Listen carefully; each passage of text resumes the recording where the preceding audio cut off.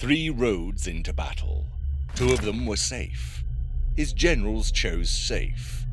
His enemy expected safe. Thutmose chose the one that should have killed them all. 33 kings behind him, a city that had never fallen. Eyes on every road into Megiddo. The king of Kadesh, his enemy, had done everything right. He was right about everything, and 10,000 Egyptian soldiers walked into the dark anyway. Thutmose III had 10,000 soldiers, and one problem. Megiddo sits at the mouth of the only valley that connects Egypt to everything she cannot grow herself. The grain routes, the copper, the horses. Every trade road between the Nile and the Euphrates runs through that city. Lose Megiddo, Egypt starts to starve. 33 kings are counting on that. Thutmose calls a war council, maps on the ground. 3 roads through the Carmel Ridge, the last barrier between his army and the city. The northern route, around the ridge from above, safe ground, 4 extra days. The southern route, around the ridge from below, same story. Both roads are watched. Egypt arrives tired. The coalition arrives ready. That's not a battle. Then somebody points to the 3rd road. The Aruna Pass cuts straight through the ridge, 1 man wide, 7 miles long. The soldiers at the back cannot see the soldiers at the front. If anyone is waiting at the other end. Every general in that room says the same thing. They wrote it down. The words survived 3,000 years. What is it like to go on this road which becomes very narrow? We die in there. Thutmose lets them finish. He doesn't argue. He doesn't raise his voice. He says 9 words. I swear as Ra loves me, I myself will go first. I will go first. The pharaoh of Egypt. First campaign, no battle experience. And he steps to the front of the line without hesitation. Into the one road every man in that room just told him leads to death. His generals have no answer for that. But here's what nobody in that room understands yet, and what historians have been getting wrong for 3,000 years. The pass isn't the gamble. Every general in that room is thinking about the road, the terrain, the odds. Thutmose isn't thinking about the road. He's thinking about the king of Kadesh, the man who built the trap. The king of Kadesh is a careful man. He knows what a young pharaoh does on his first campaign. He knows what cautious generals counsel. He has planned for all of it. So the king splits his forces. North to watch the northern route, south to watch the southern route. The Aruna Pass gets almost nothing. No sane commander uses that road. Thutmose knows exactly what the king of Kadesh is thinking, because he planned on it. This is the gamble, that the king of Kadesh has already decided what a rational enemy looks like, and that certainty has made him blind.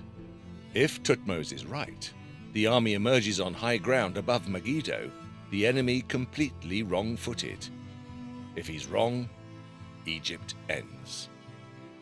The orders are given at dawn. 10,000 men enter the dark.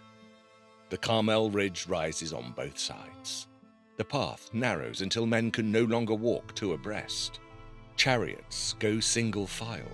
Supply wagons scrape the walls. The column stretches back 7 miles into the dark. The man at the front cannot hear the man at the back.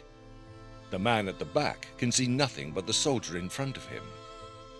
4 hours, sandals on stone, the creak of wheels, the breathing of horses. Nobody speaks, they just march. Somewhere ahead in the dark, scouts are running. The army waits at the entrance. 10,000 men. Silence. Nobody breathes until they come back. The scouts return. The pass is clear. The army keeps moving. The front of the column steps out of the mountain and into open sky. 7 miles of darkness, and then light. The plain of Megiddo spreads out below them, empty. Thutmose was right. The king of Kadesh had done exactly what Thutmose predicted. His forces are split. The Aruna Pass, the one no sane commander would take, has almost nothing guarding it. The enemy was nowhere to be seen. For a moment, everything stops. 10,000 Egyptian soldiers are standing on high ground, above the plain where the enemy was supposed to be. Thutmose doesn't charge. He waits. Every last man out of the pass and onto the ridge. The whole army assembled above the plain. Then he makes camp. The coalition, alerted, scrambles. Their scattered forces pulling back toward Megiddo. Thutmose watches them scatter. He doesn't follow. Panic is its own weapon.